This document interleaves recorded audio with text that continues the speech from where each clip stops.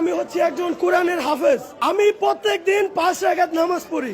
এই সিনেমাটা দেখার সময় আমি সিনেমা হলে 20 রাকাত নফল নামাজ পড়েছি। এবার শাকিব খানের বরবাদ মুভি দেখে সিনেমা হলে 20 রাকাত নফল নামাজ পড়লেন কোরআনের হাফেজ পাগলা ভক্ত। সিনেমাটি দেখে এই পাগলা ভক্ত যা যা বললেন। প্রিয় দর্শক, আজকের ভিডিওটি না টেনে সম্পূর্ণ ভিডিওটি দেখতে থাকুন। এই ঈদে শাকিব খানের বরবাদ মুভি মুক্তি পান। বাংলাদেশের 120টি হলে এই মুভিটি মুক্তি পান। মুক্তি পাওয়ার সাথে সাথে দর্শকদের মাঝে আনন্দ বিরাজ করছে।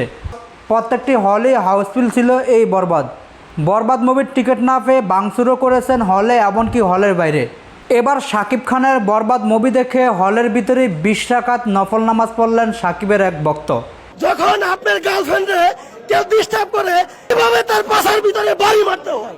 উনি দাবি করেন উনি একজন কোরআনের হাফেজ, প্রত্যেক দিন 5 রাকাত করে নফল নামাজ পড়েন।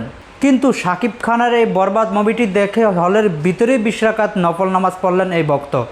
এই ভক্তর দাবি শাকিব খান খুব নিখুঁতভাবে অভিনয় করেছেন। শাকিব খান দেখিয়ে দিয়েছেন কেউ যদি কারো গার্লফ্রেন্ডকে ডিস্টার্ব করে সেই ছেলেটাকে কিভাবে পিটিয়ে পাছা লাল করে যায় সেটাই শাকিব খান দেখিয়ে দিয়েছে। হয়তোবা শাকিব খানের এই ভক্তটাও এরকম সমস্যার সম্মুখীন হয়েছে, তার গার্লফ্রেন্ডকেও কেউ হয়তোবা এভাবে ছিনিয়ে নিয়েছে। এজন্য শাকিব খানের এই অভিনয়টা তার কাছে ভালো লেগেছে। এজন্য আবেগে আপ্লুত হয়ে হলের ভিতরেই 20 রাকাত নফল নামাজ পড়লেন এই ভক্ত। কিন্তু এই ধরনের কথা কতটুকু যুক্তিপূর্ণ? সিনেমার মতন এরকম একটি হারাম জিনিস, যেটা কিনা সম্পূর্ণ হারাম, সে হারাম জিনিসের জন্য নফল নামাজ কিভাবে পড়ে?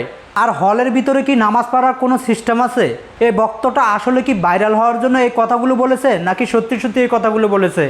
ইসলামের দৃষ্টিতে তো ওনার এই কথাগুলোর কোনো জায়েজ নাই। প্রিয় দর্শক, আপনারা এই শাকিব খানের ভক্তের কথাগুলো কিভাবে দেখছেন? আপনার মূল্যবান মতামত আমাদের ভিডিওর নিচে থাকা কমেন্টস বক্সে জানাবেন। সকলে ভালো থাকবেন, সুস্থ থাকবেন। আল্লাহ হাফেজ।